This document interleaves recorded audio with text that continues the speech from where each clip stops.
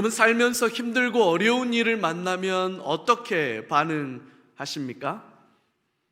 그런 일이 없어야겠지만 때로는 살다 보면 예상치 않게 전혀 예기치 못했는데 힘들고 어려운 일을 만나는 경우가 종종 생기죠. 그럴 때 우리는 어떻게 반응을 해야 할까? 가만히 살펴보면 사람들은 주로 한 세 가지 방식으로 반응하는 것 같아요. 첫 번째는 돌파하는 겁니다. 힘들고 어렵지만 좌절하지 않고 꿋꿋하게 돌파해 내는 거죠. 그래서 이런 분들의 모토는 정면 돌파, 불굴의 의지, 의지의 한국인. 라면은 역시 신라면. 이게 카피가 그렇게 있어가지고. 아니면 이제 이렇게도 얘기하죠. 못 먹어도 고. 그게 여기에 딱 적합한지는 모르겠지만, 그래서 요즘 젊은 사람들은 고고싱, 고 이렇게 얘기들 합니다. 어려움 그건 아무것도 아니야. 돌파해내는 거고 그냥 직진이야. 그렇게 생각하면서 가는 거예요. 쓰러지거나 깨질 수 있는 위험이 있습니다. 두 번째는 회피하는 거죠. 길이 막혔으면 돌아가는 겁니다. 다른 길을 찾아서 우회하는 거죠. 그러다 보면 갈팡질팡하는 모습으로 비춰질 수도 있고요. 때로는 우회하다가 길을 잃어버리기도 합니다. 유연함이 강점이죠. 세 번째는 포기하는 겁니다. 굳이 이 어려움을 극복해야만 하나라는 생각을 하게 되는 거죠. 이게 꼭 정답은 아니잖아. 꼭 이걸 해야 해? 안 해도 되지 뭐. 힘들고 어려운 일을 만나면 포기하고 돌아서는 방식으로 반응할 수도 있습니다. 출간된 지 좀 시간이 지난 책이긴 합니다만 고든 맥도널드라고 하는 미국의 굉장히 유명한 목사님 계셔요. 이분이 그 클린턴 대통령의 멘토로도 유명했죠. 이 고든 맥도널드라고 하는 분이 쓰신 책이 우리나라에도 여러 권 번역이 됐는데, 내면 세계의 질서와 영적 성장 이런 책, 아니면 영적 성장의 길 이런 책, 이런 책들은 참 좋은 책들입니다. 이번 여름에 여러분들 한번 꼭 좀 읽어볼 만한 책일 거예요. 이 고든 맥도널드라고 하는 목사님이 쓰신 영적 성장의 길이라는 책에 중도 포기 유전자라는 말을 사용해요. 당신 어렸을 때 청소년 시절에 자기 이야기를 자전적으로 한 얘긴데요, 운동부 선수였답니다. 단거리 선수였는데 단거리 육상 선수가 기록을 갱신하는 게 그렇게 쉽지가 않아요. 그 1초를 당기기 위해서 훈련을 계속 하는데, 육상부 선수였던 이 목사님이 어느 날 생각해 봤는데, 나는 더 이상 기록을 단축할 수가 없다. 그리고 나는 그 훈련과 연습을 그만큼 할 수가 없다. 그런 생각이 들어서 자기를 지도했던 코치 선생님께 나는 이제 육상부를 그만두겠습니다 라고 하는 내용을 담은 편지를 써서 코치에게 전달해 줬답니다. 그랬더니 코치 선생님이 그 고든 맥도널드 그 청소년 그 아이의 학생의 편지를 받고 나서 나중에 부른 거예요. 좀 와봐라. 그래서 이제 코치 선생님을 만나러 갔더니, 코치 선생님 내가 너의 못된 버릇을 고쳐놓겠다.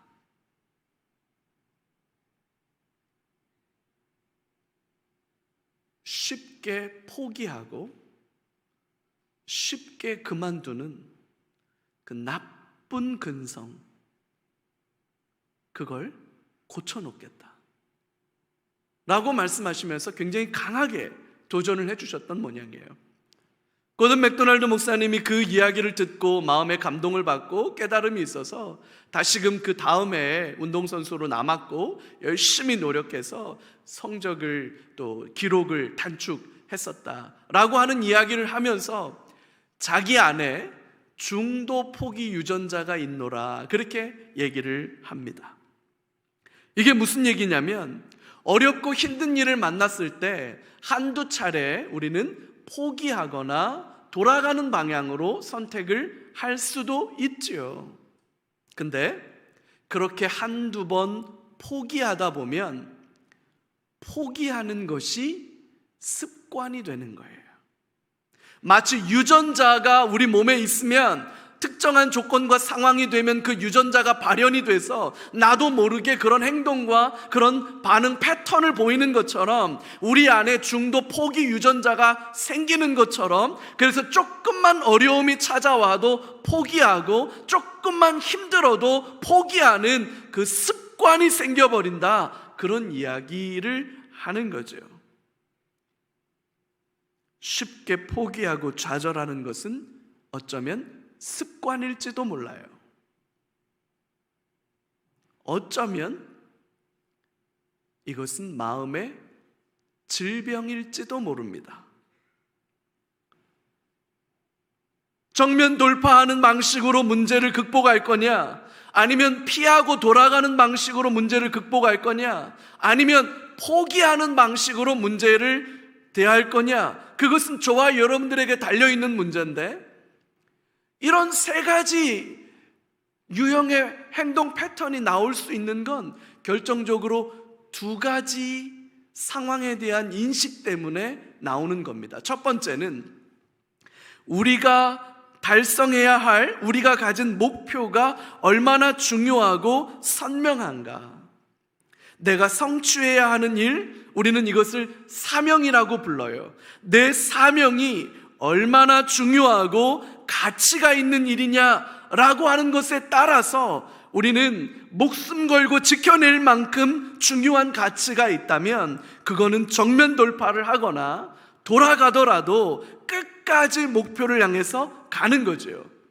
반면에 그 일이 대수롭지 않다고 생각하게 된다면 쉽게 포기하고 마는 거예요. 얼마나 중요하냐, 내 삶과 내게 주어진 소명, 사명이라는 것이 얼마나 중요하다고 느끼고 있느냐에 따라서 달라진다는 거죠. 또 하나는 우리가 당면한 문제의 어려움이 얼마나 심각한 어려움이냐에 따라 달라지기도 할 거예요. 조금만 어금니를 악물으면, 조금만 버티고 견디면 돌파해낼 수 있을 것 같다라고 길이 나올 것 같다고 생각하면 우린 정면 돌파를 선택하겠죠. 그러나 이건 달걀로 바위치는 일이야, 절대로 이건 해결할 수 없어 라고 그 일이 크고 대단하게 느껴진다면 우리는 쉽게 포기하고 뒤돌아서는 결정을 하게 될 겁니다. 결국 사명을 얼마나 확신 있게 붙들고 있느냐와 내가 살면서 직면하게 되는 문제들이 얼마나 대단하고 크냐, 이거에 대한 상황 판단 때문에 우리는 정면 돌파하기도 하고 아니면 회피하기도 하고 아니면 포기하기도 하는 그런 반응을 보이게 된다는 거죠. 성전 건축이 중단됐어요. 우리가 지난주에 살펴봤습니다. 사마리아 사람들이 찾아와서 자기들도 성전 건축하는 일에 참여할 수 있게 해달라고 요청을 했습니다. 그들의 숨겨진 정치적인 의도와 또 성전의 참된 의미를 생각할 때 이건 용납할 수 없는 일이라고 생각했어요. 그래서 단호하게 거절했습니다. 이로 인해서 집요한 반대에 부딪히지요. 결국 성전 건축은 아닥사스다 왕의 명령으로 중단되고 자그마치 16년 동안이나 성전 공사가 멈춥니다. 근데 여러분, 감사하게도 오늘 우리가 읽은 이 5장 1절부터 5절까지의 말씀은 그 중단되었던 성전 건축이 다시 재개되고 있는 상황을 기록해주고 있어요. 중도에 포기했던 사람들이 어떤 이유로 다시 성전 건축을 시작하게 된 걸까? 무엇이 달라진 걸까요? 무엇이 이들에게 다시금 용기를 내고 힘을 내게 만들었는지, 그래서 성전 공사를 다시 재개하게 만들었는지 그걸 같이 한번 살펴보는 시간이 됐으면 좋겠어요. 기도하기는 이 말씀을 묵상하고 살펴보는 동안 저와 여러분들 안에 잃어버리고 포기하고 덮어두었던 여러분들 안에 있는 꿈과 비전이 회복되는 시간이 되기를 주님의 이름으로 축복합니다.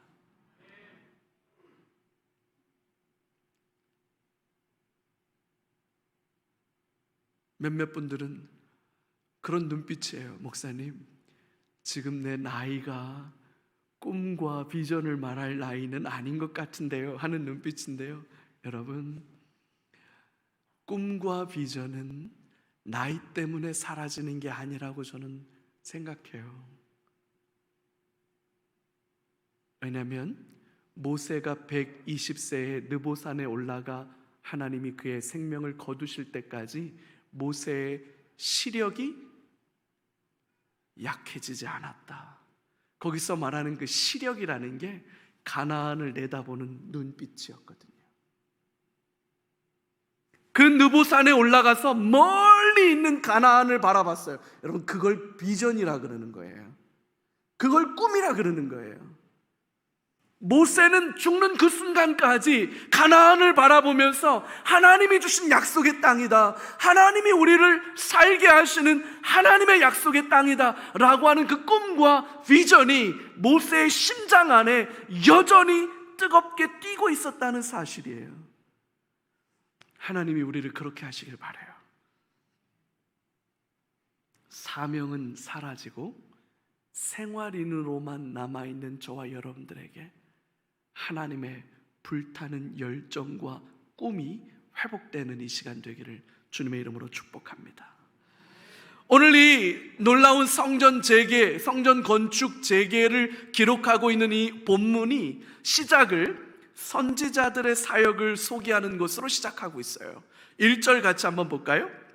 선지자들, 곧 선지자, 같이 읽어요.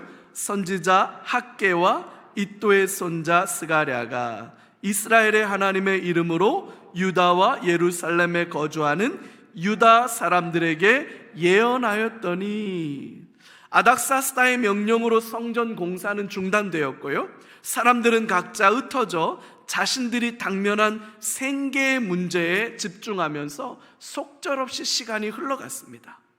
사명은 점점 작아지고 현실의 필요들은 점점 커지는 그런 일이 생겨버린 거죠. 그렇게 16년의 시간이 흘러간 거예요. 어느 날부터 선지자들이 나타나서 이스라엘을 향한 하나님의 말씀을 선포하기 시작했습니다. 그 선지자들 중에 한 사람이 학개라는 선지자고 또 한 사람은 스가랴라고 하는 선지자인데, 오늘 본문의 말씀에는 학개와 스가랴의 이름만 언급했고 그들을 통해서 선포하신 하나님의 말씀이 뭔지는 기록하고 있지 않는데, 그 내용은 학개 선지서와 스가랴 선지서에 기록되어 있어요. 우리가 먼저 한번 학개 선지서의 말을 한번 살펴봤으면 좋겠는데, 하나님께서 이스라엘 백성들에게 무슨 말씀을 선포하셨느냐, 학개서 1장 3절에서 6절까지의 말씀, 이렇게 하나님이 말씀하십니다. 같이 읽을까요? 여호와의 말씀이 선지자 학개에게 임하여 이르시되, 이 성전이 황폐하였거늘 너희가 이때에 판벽한 집에 거주하는 것이 옳으냐? 그러므로 이제 만군의 여호와가 이같이 말하노니 너희는 너희의 행위를 살필지니라. 너희가 많이 뿌릴지라도 수확이 적으며 먹을지라도 배부르지 못하며 마실지라도 흡족하지 못하며 입어도 따뜻하지 못하며 일꾼이 삭슬 받아도 그것을 구멍 뚫어진 전대에 넣음이 되느니라. 아멘. 보세요 여러분, 일꾼이 삭슬 받아도 그것을 구멍 뚫어진 전대에 넣음이 되었다. 여러분, 오늘 직장인들이 이런 얘기들 많이 해요. 월급날 월급이 딱 들어오면 월급 통장에 월급이 남습니까? 스쳐 지나갑니까? 다들 그 얘기예요. 도대체 돈들은 바이패스, 들어와서 들어온 것보다 더 많이 나가. 그래서 들어왔는데 분명 어제가 월급날인데 오늘 통장이 왜 이렇게 초라할까? 이런 얘기를 하는 거예요. 근데 이게 오늘날 우리의 얘기가 아니에요. 학개 선제자를 통해서 선포한 말씀이 그거예요. 일꾼이 일을 하고 삭슬 받았어요. 그래서 그 삭슬 전대 돈주머니에다가 넣었어요. 그러면 돈이 모여야 됩니까? 사라져야 됩니까? 모여야죠. 근데 전대에 돈이 모이더라는 거예요? 안 모이더라는 거예요? 안 모이더라는 거예요. 왜 안 모이나? 봤더니 전대가 구멍이 뚫어진 거예요. 글로 줄줄 다 새. 여호와의 성전은 중단된 16년 동안, 여러분, 중단된 건물이 얼마나 그 흉측하게 남겠어요? 성전은 그렇게 흉측하게 남아있는데 너희는 오늘날 판벽한 집에 거주하는 것이 옳으냐? 라고 물으십니다. 판벽한 집이라는 게 무슨 말이냐면요, 이때 당시에는 집을 흙으로 지었어요. 흙으로. 그러다 보니까 벽에 벽지를 바를 수가 없지요. 흙을 발라놓는 거예요. 근데 판벽했다는 것은 뭐냐면 그 흙벽에다가 나무로 얇은 나무판을 만들어서 그 나무판을 흙벽 위에다 덧대었다라는 뜻이에요. 그러니까 도배를 한 거지, 나무판, 널판으로. 이게 무슨 얘기냐면 오늘날로 치면 집 벽을 천연 대리석으로 발라놓았다, 그런 뜻이에요. 여호와의 성전은 건축되다 말아서 방치되어서 흉측한데 너희들이 사는 집은 천연 대리석을 발라놓았구나. 그게 합당하냐?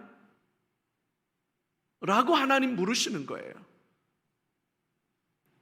많이 뿌릴지라도 수확이 적고, 먹을지라도 만족스럽지 않고, 마실지라도 해갈되지 않고, 아까 말씀드린 것처럼 열심히 일해서 돈 모아서 돈을 모았더니 모아지지 않고 계속 창고는, 돈주머니는 비더라는 거예요. 왜 이런 일이 벌어지는가? 너희는 너희의 행위를 살필지니라. 여러분, 사람들은 성전 건축이 부담스러웠을 겁니다. 성전 건축이 중단된 건 비단 사마리아 사람들의 조직적인 반대와 아닥사스다의 공사 중지 명령 때문만은 아닌 거예요. 또 하나의 중요한 이유가 있죠. 성전을 건축하려면 엄청난 비용이 들어가요. 그 비용이 어디에서 오겠어요? 사람들이 죄 갖다 하나님께 드리고 헌금해야 되는 거예요. 여러분, 그게 쉽겠습니까?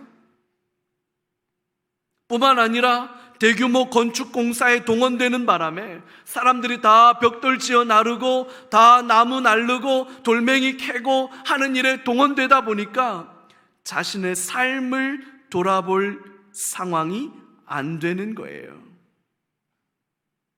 먹고 살아야 되는데 당장 발등에 불이 떨어진 상황에서 성전 건축을 무리하게 진행하는 것이 쉽지 않았던 거죠.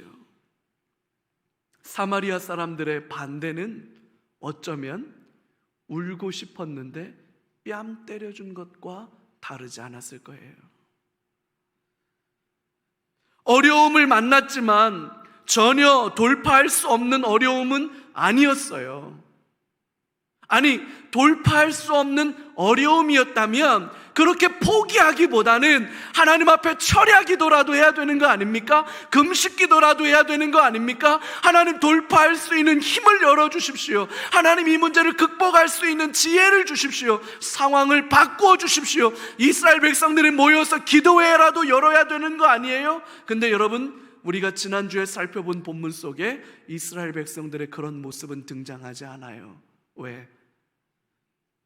여러분, 이 문제가 크게 보이거나 문제가 어려웠거나 하는 게 중요한 게 아니라 거기에 내 열정과 열심을 쏟고 싶지가 않았던 거예요. 그게 피곤한 거예요. 거기에 지친 거예요. 그래서 그렇게 하지 않은 거예요. 그냥 쉽게 포기해버리고 만 거예요. 성전 건축이 중단된 16년 동안 이스라엘 백성들의 마음이 어디로 기울어져 있었는지 하나님께서는 너무나도 정확하게 알고 계셨던 거죠. 성전은 이렇게 있는데 판벽한 집에 사는 게 옳으냐? 라고 학개 선지자들을 통해서 무섭게 책망하시는 거예요. 하나님께서는 우리의 마음의 생각을 다 아시죠. 좌우의 날선 검보다도 예리해서 마음의 생각과 뜻을 다 드러내시는 분이시죠. 그 말씀을 듣고 이스라엘 백성들은 한없이 부끄러웠을 거예요. 사명은 온데간데 없고 현실에 생활인으로만 남아있는 내 모습을 보는데 하나님이 그런 나에게 오셔서 야, 성전이 이 모양인데 너는 이런 집에서 사니? 배불러? 마시니까 좋아? 돈 많이 모았니? 라고 굉장히, 어떻게 보면 굉장히 직설적으로 말씀하시는 거죠. 그 말씀 앞에 이스라엘 백성들의 마음이 한없이 부끄러웠을 거예요. 그래, 내가 뭐 하고 있지? 내가 지금 뭐에 집중하고, 내가 뭐에 신경 쓰고 있지? 라는 생각을 하지 않았을까요? 그 말씀 앞에 선지자들을 통해서 선포되어진 하나님의 따끔한 질책 앞에 그들은 돌이켜 자기들이 집중해야 할 사명이 다시 보이기 시작한 거예요. 그래서 아까 그 무섭게 책망했던 학개서 말씀 다음에 학개서 1장 14절에 이렇게 기록하고 있습니다. 같이 한번 읽을까요? 여호와께서 스알델의 아들 유다 총독 스룹바벨의 마음과 여호사닥의 아들 대제사장 여호수아의 마음과 남은 모든 백성의 마음을 감동시키며 그들이 와서 만군의 여호와 그들의 하나님의 전 공사를 하였으니. 할렐루야. 그 날카롭고 무서운 책망의 말씀을 듣고 한없이 부끄러움을 느꼈던 이스라엘 백성들은 하나님의 그 말씀 앞에서 하나님의 말씀에 감동되어서 그들이 다시 하나님의 성전 공사를 재개할 수 있었던 거죠. 무너진 꿈, 무너진 비전, 무너진 사명은 어떻게 회복되는가? 말씀 앞에 설 때 우리의 무너진 꿈과 무너진 비전과 우리의 사명이 회복되는 줄로 확신합니다. 기록된 하나님의 말씀을 통해 그분의 뜻을 분별하고 그 말씀 앞에 순종하고자 하는 내적 열망이 일어날 때 우리는 다시금 사명에 집중할 수 있게 되는 겁니다. 중도 포기하지 않고 끝까지 사명을 성취하는 삶의 비결이 여기에 있습니다. 사랑하는 성도 여러분, 사명을 잃어버리면 안 됩니다. 사명은 한 개인에게 주시는 하나님의 독특한 부르심, 소명이라고 하죠. 이 소명과 연결된 것이기도 하지만 그러나 그것은 예외적인 거예요. 사명이라고 하는 것은 여러분 개인에게 주어지는 소명과는 다른 겁니다. 사명은 시대와 상황 속에서 공동체에게 주어지는 거예요. 교회 공동체에게 주신 꿈과 비전, 그것을 성취해가는 과정 속에서 우리 각자에게 사명이 주어지는 거라는 거예요, 여러분. 개인의 사명에 집중하면 아무것도 안 보일 겁니다. 아무것도 보이지 않을 겁니다. 하지만 여러분, 우리 교회 공동체에게 주신 사명에 집중하면 답이, 길이 보이는 거예요. 우리 교회에게 주신 사명이 뭡니까? 여러분, 에스라 느헤미야 설교를 시작할 때도 말씀드렸죠. 한국 교회는 전반적으로 침체의 국면에 접어들었다. 한국 교회는 전반적으로 하강 국면에 접어들었다. 여러분, 이것이 대체적인 평가예요. 그런 침체의 국면에 접어들어 있는 한국 교회가 코로나 팬데믹을 만나서 코로나 상황을 만나니까 여러분, 그 침체와 여러분 쇠퇴가 더 가속화되는 거 아니겠습니까? 그래서 교회마다 다 주저앉고 예배가 무너지고 여러분 양육과 훈련이 무너지고 선교와 전도가 무너지는 거 아닙니까? 여러분, 그래서 이 시대를 살아가는 교회들, 우리 수원 3일교회 이 시대에 하나님이 우리에게 주신 소명과 사명과 비전이 뭡니까? 회복을 넘어 부흥을 꿈꾸겠다는 거 아닙니까? 건강한 교회를 세워야 한다는 거 아닙니까? 다시금 하나님의 부흥의 역사가 우리 가운데 일어나야 한다는 거 아니겠습니까? 주 안에 사랑하는 성도 여러분, 우리 교회가 가진 꿈이고 우리 교회가 가지고 있는 시대적 책임입니다. 우리는 예배가 다시 건강하게 회복될 수 있도록 우리는 예배를 다시 살려야 합니다. 누구라도 이 예배에 들어오면 저는 늘 기도합니다. 그냥 저 비전을 문을 열고 들어오기만 해도 이 공기 속에서 압도하는 성령의 역사가 심령을 사로잡는 일들이 일어나기를 저는 바라요. 예배 드리러 올 때는 우울하고 낙심되고 절망했지만 예배를 마치고 찬송하고 떠날 때는 말로는 설명할 수 없는 기쁨과 감사와 감격이 저와 여러분들의 심령을 뜨겁게 하는 역사, 그런 예배가 회복되기를 저는 기도합니다.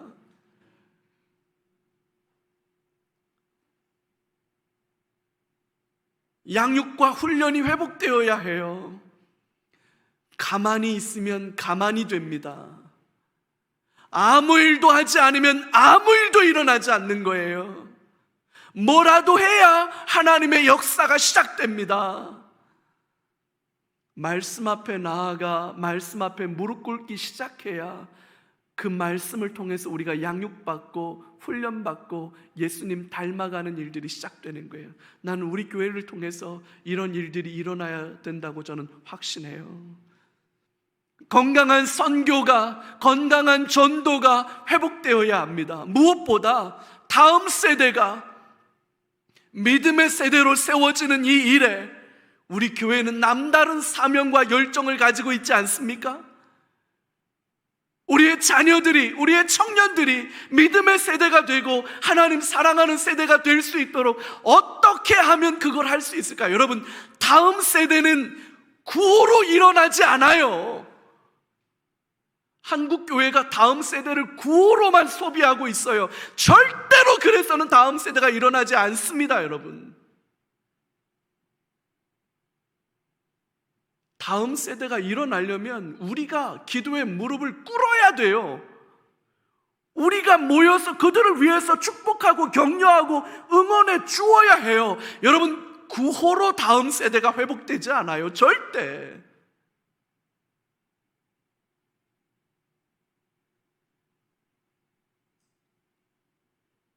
다음 세대는 구호로 회복되는 게 아니에요.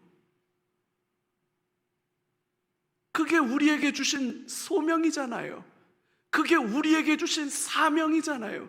그게 우리 교회에게 주신 꿈과 비전이잖아요. 그 속에서 내 사명이 발견되는 거예요. 그 속에서. 교회 공동체 안에서 내 사명이 발견되는 거예요, 여러분. 학개와 스가랴 선지자를 통해서 하나님의 예언의 말씀이 선포되었고, 이 말씀을 듣고 깨달은 이스라엘 백성들은 다시 성전 건축을 재개하고 있는 겁니다. 너희의 행위를 살펴보라. 이것이 합당하냐?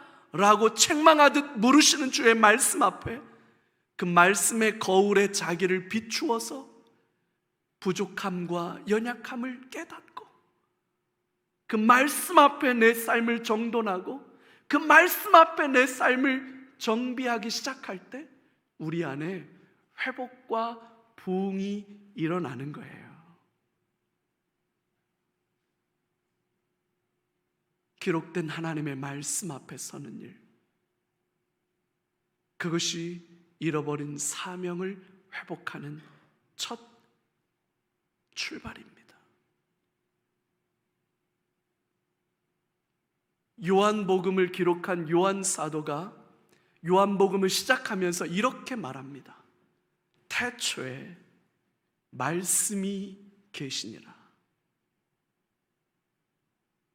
하나님은 이 말씀으로 천지를 창조하셨다. 그리고 이 말씀이 곧 하나님이시다. 이 말씀 안에 생명이 있고 빛이 있다. 그게 요한복음 1장 1절부터 4절까지의 말씀이에요. 우리가 여름, 겨울마다 말씀 묵상학교를 합니다.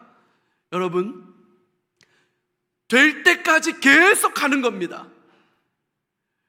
원로 목사님 시대 때부터 우리 교회는 통독하는 일에 남다른 열정을 가지고 있었죠. 여러분, 통독하는 일 계속 하셔야 됩니다. 말씀을 계속 읽으셔야 됩니다. 아울러 말씀을 묵상하는 일에 열심을 내시기 바랍니다. 날마다 그 말씀을 묵상하고 그 말씀의 거울 앞에 자신을 비추고 그 말씀이 명령하는 대로 살아내는 삶을 살아가기 시작할 때 희미해졌던 사명이 살아나고 희미하고 묻어두고 잃어버렸던 꿈과 비전이 회복되는 역사가 일어날 줄로 확신합니다. 두 번째는요, 하나님의 주권적 개입을 통해서 사명이 다시 회복됩니다. 성전 재건축이 성전 건축을 반대하던 사람들이 성전 건축이 재개되었다는 소식을 듣고 득달같이 모였어요. 오늘 2절부터 3절까지의 내용이 그 얘기죠. 그러면서 누구 맘대로 성전 공사를 재개하는 것인지 책임자들의 명단을 내놓으라고 으름장을 놓습니다. 아닥사스다 왕의 명령으로 성전 건축이 중단되었기 때문에 상황에 따라서 이것은 왕명을 거역하는 반역죄로 다루어질 수도 있는 일이기 때문에 명단을 그 사람들에게 제출하는 것은 굉장히 어려운 일이었지만 달리 길이 없었어요. 그래서 명단을 제공해 줍니다. 대표자들이 이러이러이러한 사람들이요 라고 그 반대자들에게 명단을 넘겨줬어요. 근데 오늘 5절 말씀이 참 놀랍습니다. 5절 말씀을 같이 한번 다시 읽어볼까요? 하나님이 유다 장로들을 돌보셨으므로 그들이 능히 공사를 막지 못하고 이 일을 다리오에게 아뢰고 그 답장이 오기를 기다렸더라. 하나님이 유다 장로들을 어떻게 하셨다고요? 돌보셨다므로.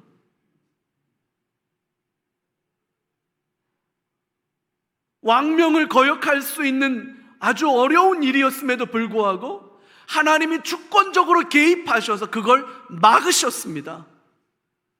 공사를 막지 못하도록 막으셨습니다. 하나님의 개입이죠. 그래서 이 사람들이 이제 다리오 왕에게 다시 상소를 올립니다. 왕이 바뀌었어요. 아닥사스다에서 이제 다리오 왕으로. 그래서 바뀐 왕에게 또다시 상소를 올려요. 청와대 국민청원 게시판에다가 글을 올리는 거죠. 이런 일이 있습니다 라고 그 글을 올리는 게 6절부터 17절까지의 내용이 이 사마리아 사람들이 다시 민원 게시판에 올렸던 글, 그 글의 원본을 그대로 다루어 놓은 거예요. 자, 이 글이 올라오고 나니까 다리오 왕이 이제 그 내용에 대해서 어떻게 처분할지를 놓고 고민하다가 일단 팩트 체크를 먼저 합니다. 그 내용이 6장 1절부터 5절까지 기록되어 있어요. 그래서 다리오 왕이 팩트 체크를 들어가는데 첫 번째, 성전 건축이 도대체 어떻게 시작된 일인지 좀 한번 찾아봐라. 그랬더니 앙메다 궁의 문서고에서 하나의 두루마리가 발견되는데 그 내용을 자세히 살펴보니까 페르시아 제국의 초대 왕이었던 고레스의 칙령에 의해서 이스라엘 백성들, 유다 사람들은 예루살렘으로 돌아가서 하나님의 성전을 건축하라 명령했다는 사실이 확인됩니다. 팩트 체크가 완료돼요. 그러면서 또 하나가 확인됩니다. 바벨론 시절에 예루살렘 성전에서 빼들어 왔던 성전 물건들도 다 돌려주라고 명령했다는 내용이 확인이 됩니다. 또 하나 팩트 체크가 됩니다. 결국 원래 성전을 건축하라고 명령한 고레스 왕의 명령을 따라서 성전 건축을 시작했던 거고, 그리고 성전에 원래 빼앗겼던 물건도 다 돌려주었다라는 사실을 확인하고, 다리오 왕은 뭐라고 명령을 내리냐면 오늘 6장 6절에서 7절에 다리오 왕의 처분 사항이 기록되어져 있습니다. 우리 6절 7절 말씀을 같이 한번 읽어볼까요? 이제 하나님의 성전 공사를 막지 말고 유다 총독과 장로들이 하나님의 이 성전을 제자리에 건축하게 하라. 내가 또 조서를 내려서 하나님의 이 성전을 건축함에 대하여 너희가 유다 사람의 장로들에게 행할 것을 알리노니 왕이 제산 곧 유브라데 강 건너편에서 거둔 세금 중에서 그 경비를 이 사람들에게 끊임없이 주어 그들로 멈추지 않게 하라. 할렐루야. 이제 어떤 일이 벌어졌습니까? 다리오 왕은 한술 더 떠서 야 쟤네들 성전 짓는데 돈 모자랄 거 아니야. 그것 때문에 쟤네들 부담스럽겠지? 됐어. 이제부터 그 동네에서 거둔 세금은 전액 다 성전 건축하는 데 써라. 이렇게 말하면서 국가 세금을, 국가 재정을 여기다 투입해 줍니다. 엄청난 일이죠. 뿐만 아니라 제사장들이 제사 드릴 때 필요한 재물을 제사장들이 요구하거든. 제사장들이 요구하는 대로 소와 양과 염소를 한정없이 제공해 주어라. 그리고 누구도 이 성전 건축하는 일을 방해하거나 딴지 걸지 못하게 해라. 왕명으로 명령합니다. 완전 상황이 역전된 거죠. 여러분, 이게 바로 하나님이 주권적으로 개입하셨을 때 일어나는 일들입니다. 할렐루야. 주 안에 사랑하는 성도 여러분, 하나님이 저와 여러분들의 삶에 개입하시는 분이라는 사실을 믿으십니까? 여러분, 정말로 믿으십니까? 진짜로 하나님이 내 삶에 개입하셔서 내 삶의 어려움과 내 삶의 고통과 내 삶의 아픔을 해결하시는 분이라는 사실을 여러분 정말로 믿으십니까?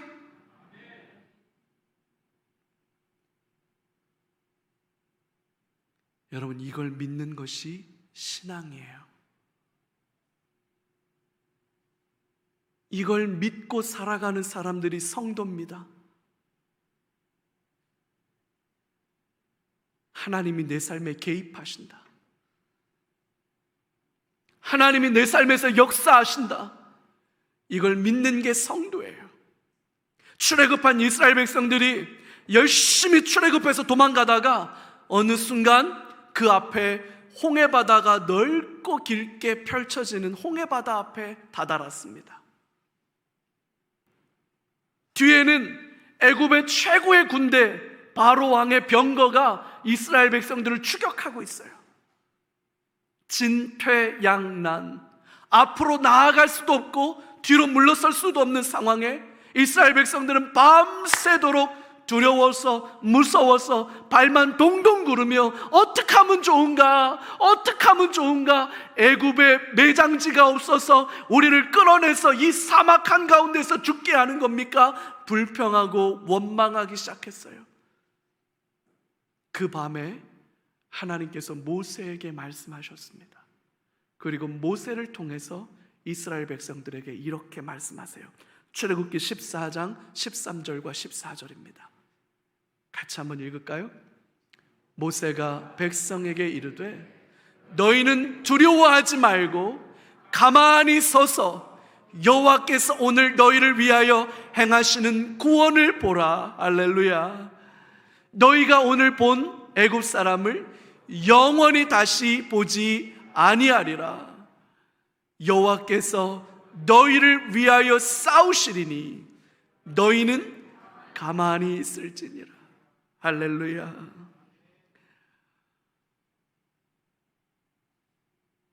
홍해바다 그까짓 거 갈라버리면 그만입니다. 뒤쫓아오는 바로의 군대 그까짓 거 물에 덮어버리면 그만입니다. 하나님께 능치 못함이 없는 줄 안다면 문제, 어려움 그까짓 거 하나님이 갈라버리면 그만이고, 사막에 강을 내면 그만이고, 바다를 가르시면 그만이에요. 태양이 문제입니까? 태양아 머물러라. 아얄론 골짜기 위에 태양이 머무는 거예요. 해가 속히 내려가지 않는 거예요. 여러분, 이게 바로 하나님의 주권적 개입입니다. 그래서 여러분, 이 하나님이 개입하시는 것을 믿는 사람들이 성도예요. 그래서 하박국은 뭐라고 노래했습니까? 오직 의인은 믿음으로 말미암아 살리라. 할렐루야. 주 안에 사랑하는 성도 여러분, 녹슬어 없어지는 인생이 되지 말고 닳아 없어지는 인생이 되어야 합니다. 사명이 목숨보다 더 소중합니다. 이스라엘 백성들에게는 그것이 성전을 재건하는 일이었어요. 어떤 고난과 어려움이 찾아와도 잠시 지체될 수는 있어도 결코 포기해서는 안 되는 일이었습니다. 하지만 그들은 피곤했어요. 지쳤습니다. 당장 먹고 사는 문제, 자녀들 교육시키는 문제, 건강 돌보는 문제가 더 큰 관심이 되었어요. 성전 건축은 중단되었고 시간은 속절없이 흘러갔습니다. 그러던 어느 날 하나님의 말씀이 선지자들을 통해서 임한 겁니다. 말씀 앞에서 자신들을 돌아보기 시작했어요. 정직하게 말씀 앞에 서기 시작한 거죠. 그러고는 다시 발견했습니다. 끝까지 달려가야 할 사명이 있다는 것을, 성전 건축을 다시 재개하는 거죠. 상황은 여러분 아무것도 달라지지 않았어요. 아무것도 달라지지 않았지만 사명이 목숨보다 중요하다는 것을, 생활보다, 생활인으로 살아가는 것보다 사명을 가진 비전의 사람으로 살아가는 게 더 중요하다는 것을 발견하니까 사람들은 성전을 다시 건축하기 시작한 거예요. 그렇게 재개된 성전 건축이 하나님이 돕기 시작합니다. 하나님이 개입하기 시작합니다. 그래서 다리오 왕을 통해서 세금을 공급해주고 그들의 모든 필요를 채워주며 아무도 방해하지 못하도록 왕의 명령으로 성전 공사를 보호해 줍니다. 여러분, 하나님이 행하시는 일들을 잠잠히 보는 거예요. 할렐루야. 하나님께서 우리 가운데 이런 은혜를 베풀어 주시기를 기도합니다. 하나님께서 주신 사명을 잃어버리고 살고 계시지는 않습니까? 교회를 통해서 이루기를 원하시는 하나님의 꿈이 있고, 저와 여러분들의 심장을 뜨겁게 불타게 만드는 하나님의 비전이 있는데, 여러분, 그것을 생활의 염려와 생활의 어려움과 현실의 답답함 때문에 포기하고 외면하고 내려놓고 살아가고 있지는 않습니까? 다시 하나님 앞에 꿈꿀 수 있기를 주님의 이름으로 축복합니다. 목숨보다 중요한 사명을 붙들게 되는 저와 여러분들 되시기를 주님의 이름으로 축복합니다. 하나님은 우리를 이 땅에 먹고 사는 문제에 함몰되어서 살아가도록 지으신 것이 아닙니다. 하나님의 나라를 꿈꾸게 하셨고, 주님의 몸된 교회의 건강을 위해서 사명을 주셨고, 땅끝까지 생명의 복음을 증거하도록 저와 여러분들을 불러주신 줄로 확신합니다. 사명을 잃어버리지 않고 목숨보다 소중한 사명을 붙들고 살아가는 저와 여러분들의 삶이 되시기를 다시 한번 주님의 이름으로 축복합니다. 우리 같이 한번 기도하죠.